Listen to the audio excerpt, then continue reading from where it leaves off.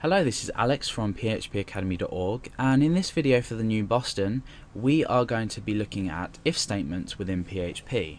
Now, an if statement is a statement that lets us to compare or not compare or evaluate something, whether it's true or false, and act on that.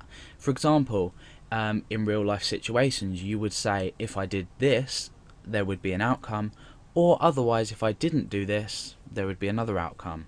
And we can demonstrate this. I'm going to show you the syntax first of all, and this is just simply if, and then we have two brackets where our statement to be evaluated goes inside here, and then we start a curly bracket, we come down a few lines and we end a curly bracket.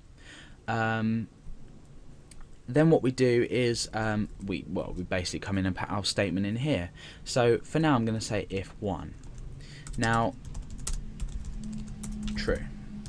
So the way this reads is if 1 echo true.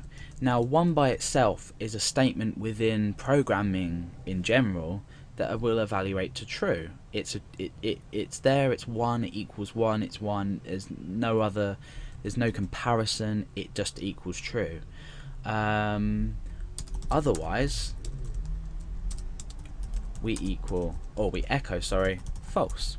Okay, so we're basically saying if 1 on its own, if this is true, we execute this block here. This is called a block. Otherwise, by using the else keyword, execute this block here. What's highlighted in blue at the moment is a block. So this is how we write it out. You might see it's sometimes written like this. This is a lot of an easier way to read it.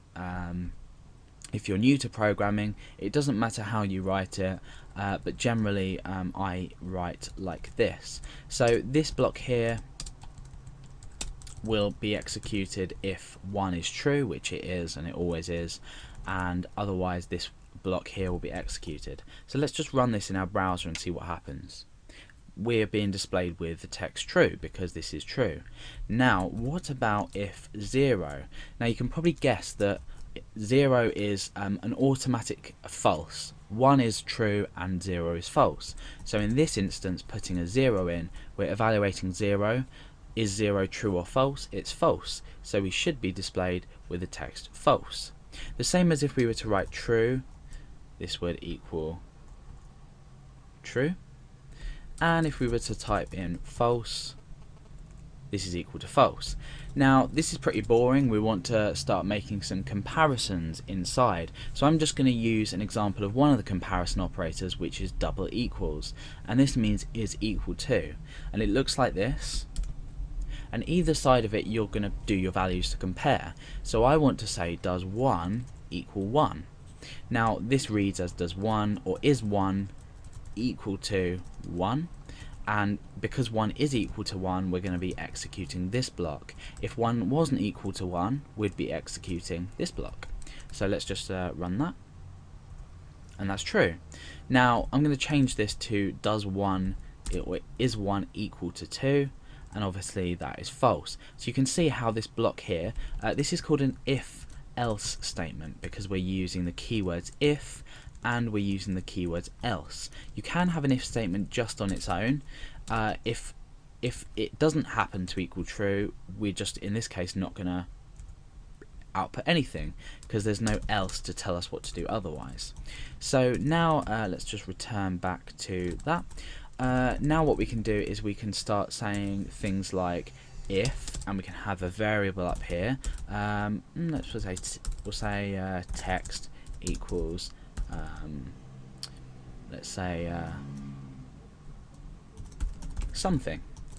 So if text equals something, echo true. In this case we will be echoing out true to the screen because it is true.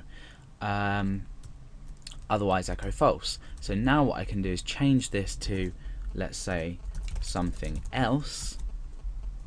It doesn't equal that, so we're going to be displayed with false.